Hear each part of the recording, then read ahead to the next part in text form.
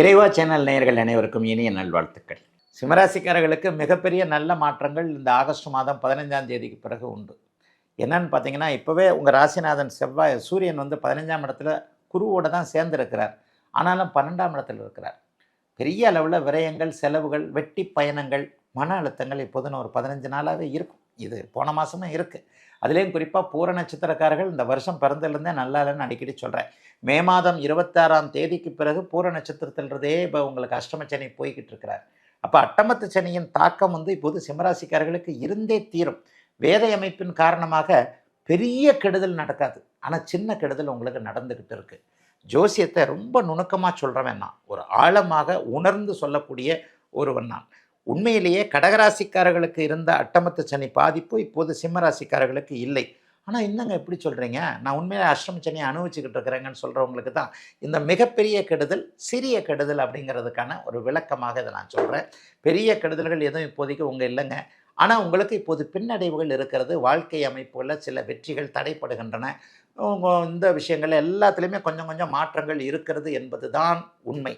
அப்படிப்பட்டவர்களுக்கு கூட பெரிய கஷ்ட நஷ்டங்களை தடுத்து நிறுத்தக்கூடிய அமைப்பு இந்த மாதம் 15ஆம் தேதிக்கு பிறகு கண்டிப்பாக நடக்கிறது. எப்படிங்க நடக்கும்? உண்மையிலேயே இப்போ பார்த்தீங்கன்னா என்ன நடக்குது அப்படின்னு பார்த்தீங்கன்னா, இந்த நிலைமைகள், அதாவது ராசிநாதன் ராசியிலேயே வலுவாக இருக்கக்கூடிய தன்மைகளில் ஆகஸ்ட் மாதம் 15ஆம் தேதிக்கு பிறகு மிகப்பெரிய யோக பலன்கள் இப்போது உங்களுக்கு நடக்க இருக்கின்றன. அப்படியே படிப்படியாக நல்ல பெரிய முன்னேற்றங்கள் கண்டிப்பாக வரும். எதிலும் எதையும் சாதிக்கக்கூடிய அமைப்புகள், வல்லமைகள் இப்போது உண்டு. முதல் 15 நாட்களுக்கு அடிக்கடி பயணங்கள் இருக்கும். வெட்டி பயணங்கள்னு சொல்லுவோம். அடிக்கடி பயணங்கள் வந்தே தீரும்.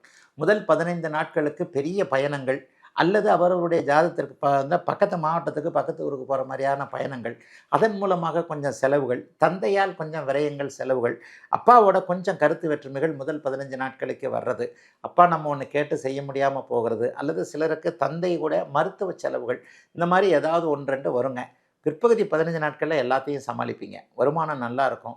எதிர்பாராத வகையில் ஷேர் மார்க்கெட்டு, பங்குச்சந்தை, இந்த மாதிரியான அமைப்புகள் ஆகஸ்ட் மாதம் 15ஆம் தேதிக்கு பிறகு, அதாவது 3வது வாரம் 4வது வாரம்னு சொல்லலாம், இந்த 2 வாரத்தில் ஒரு பெரிய அளவுக்கு நன்மைகளாக இருக்கக்கூடிய தன்மைகள் கண்டிப்பாக உண்டுங்க. படிப்படியான முன்னேற்றத்தை இந்த வருஷம் கொஞ்சம் ஒரு மாதிரியாக தாங்க இருக்கும். ஏன்னா அட்டமத்து சனியுடைய தாக்கம் இப்போது மகம் பூரம் நட்சத்திரக்காரர்களுக்கு நடந்து கொண்டு இருக்கிறது. மக நட்சத்திரக்காரர்களுக்கும் உத்திர நட்சத்திரக்காரர்களுக்கும் பெரிய பாதிப்புகள் இருக்காதுங்க. அவர்களுக்கு போன வருஷத்துலேயே மக நட்சத்திரக்காரர்களுக்கு ஒரு பாதிப்புகள் இருந்தது. அது இப்போது ரெக்கவர் ஆகி அப்படியே வெளியே வந்துக்கிட்டே இருக்குது. அதனால் பெரிய அளவில் கஷ்ட நஷ்டங்கள் இருக்காது.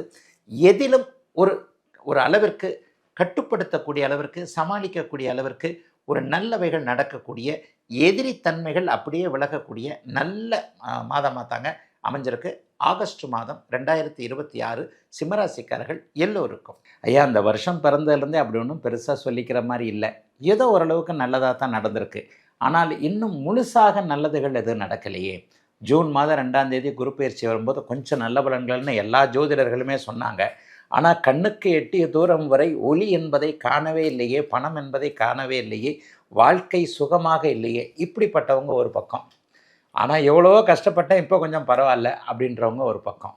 இன்னும் சில பேரை பார்த்திங்கன்னா, போன வருஷம்தாங்க நல்லா இருந்தேன், உண்மையை சொல்லப்போனால் ஒரு 4 காசை கண்ணில் பார்க்க முடிஞ்சது, அல்லது வேலை நல்லா இருந்தது, தொழில் நல்லா இருந்தது, குடும்பம் நல்லா இருந்தது, இந்த வருஷம் என்னமோ அப்படி ஆயிடுச்சு இப்படி ஆயிடுச்சு. இந்த மாதிரியாக மனிதர்கள் பலதரப்பட்ட விதங்களில் சுகங்களையும் சோகங்களையும் அனுபவிக்கிறார்கள். சிலர் சேர்த்தே அனுபவிக்கிறார்கள்.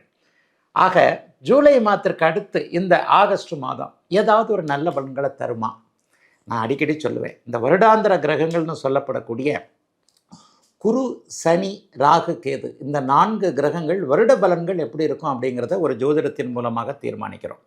குரு இந்த தடவை உச்சமாக இருக்கிறாரு, சனி உச்சகுருவின் பார்வையில் இருக்கிறாரு, ராகு கேதுக்கள் இன்னும் ஒரு டிசம்பர் மாதம் முதல் வாரம் வரைக்கும் மாறவே மாட்டாங்க. இந்த ஆகஸ்ட் மாதம் குரு பயிற்சியோ, சனி பயிற்சியோ, ராகு கேது பயிற்சியோ கிடையவே கிடையாது. ஆனால் மாத கிரகங்கள் அப்படிங்கிறது தான் இதை தீர்மானிக்குது. மாத கிரகங்களில் மிக முக்கியமானது சூரியன். சூரியனை வச்சு தான் மாதமே பிறக்குது. தமிழ் மாதம் பிறக்கிறது சூரியனை வச்சு. தமிழ் மாதம் முதல் தேதி அன்றைக்கு சூரியன் ஒரு ராசிக்குள் நுழைவார். அதுதான் அந்த அவர் நுழையிறது தான் ராசியே. இந்த தமிழ் மாதத்துடைய முதல் தேதி, கடைசி தேதி அன்றைக்கி அடுத்த ராசிக்கு அவர் போயிடுவார், அடுத்த மாதம் முதல் தேதி அன்றைக்கு. அதே மாதிரி 20-25 நாட்களுக்கு ஒரு முறை மாறக்கூடியது சுக்கிரன், புதன். 45 நாட்களுக்கு ஒரு முறை மாறக்கூடியது அந்த செவ்வாய். இந்த 4 கிரகங்களுடைய இயக்கங்களை வைத்துத்தான் மாத பலன்கள் சொல்லப்படுகின்றன.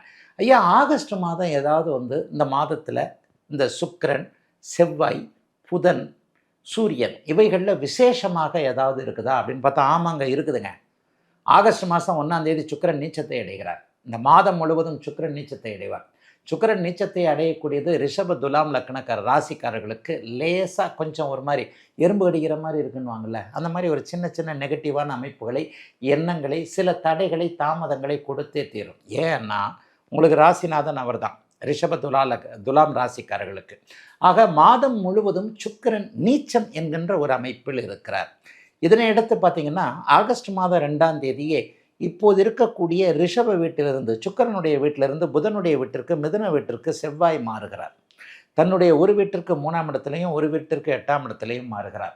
இந்த அமைப்பையும் பார்த்தீங்கன்னா, ஒரு ராசிக்கு ஒரு மாதிரியாகவும், இன்னொரு ராசிக்கு ஒரு மாதிரியாகும். அதாவது இந்த ஆகஸ்ட் மாதம் முழுமைக்கும் மிதுன வீட்டில் செவ்வாயும், கன்னி வீட்டில் நீச்ச நிலையில் இருக்கக்கூடிய அமைப்புகளில் சுக்கிரனும் இருப்பார்கள்.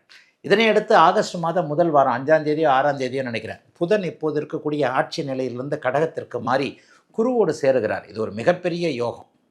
புதன் சுபத்துவத்தை அடைகிறார். புதன் சுபத்துவத்தை அடைஞ்சாலே புத்திசாலிகளாக இருக்கக்கூடியவர்கள், கவிஞர்கள், எழுத்தாளர்கள், கணக்கு வழக்கு, அக்கௌண்ட்டு, கம்ப்யூட்டர்னு சொல்லப்படக்கூடிய சாஃப்ட்வேர் இன்ஜினியர்கள் அல்லது ஜோதிடர்கள், எங்களையும் சேர்த்தான் சொல்லுவேன். புதன் சுபத்துவமான ஜோசியர்கள் கூட வருமானம் வரத்தாங்க செய்யும். ஒரு கிட்டத்தட்ட 1 மாத அளவிற்கு புதனும் குருவும் கடகத்திலேயே சேர்ந்திருக்கக்கூடிய தன்மை புதனுடைய தொழில்கள்னு சொல்லப்படக்கூடிய அறிவு சார்ந்த தொழில் அமைப்புகளில் புத்தியை, மூளையை வச்சு பிழைக்கக்கூடிய அமைப்புகளில் இருக்கக்கூடியவர்களுக்கு மிகப்பெரிய நல்ல முன்னேற்றங்கள் கண்டிப்பாக இருக்கும்.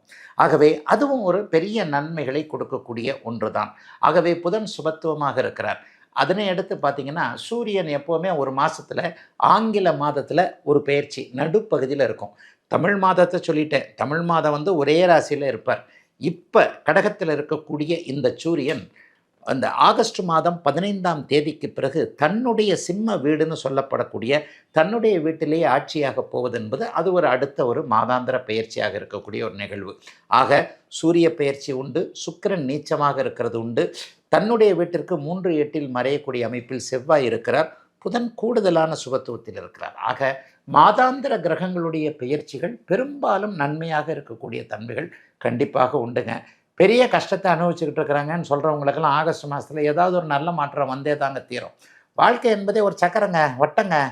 வட்டத்தில் பார்த்தீங்கன்னா மேலே இருக்கிறது கீழே வரும், கீழே இருக்கிறது மேலே போகும். கஷ்டப்படுறவங்க ஒரு நாள் நல்லா இருப்பாங்க, நல்லா இருக்கிறவங்களுக்கு ஒரு சின்ன சின்ன தடைகள் வரும், மறுபடியும் அவங்க நல்லா இருப்பாங்கன்ற மாதிரி வாழ்க்கை ஒரு வட்டம் என்பதாகத்தான் இந்த மாத பலன்களை நம்ம புரிஞ்சிக்க முடியும். ஆகவே ஆகஸ்ட் மாதம் பெரும்பாலான ஒரு நல்ல அமைப்புகள் 12 ராசிக்காரர்களில் சோதனைகளை அனுபவித்து கொண்டிருப்பவர்களுக்கு சின்ன சின்ன நல்ல மாற்றங்களை கொடுத்தே தீரும் என்பதுதான் உண்மை.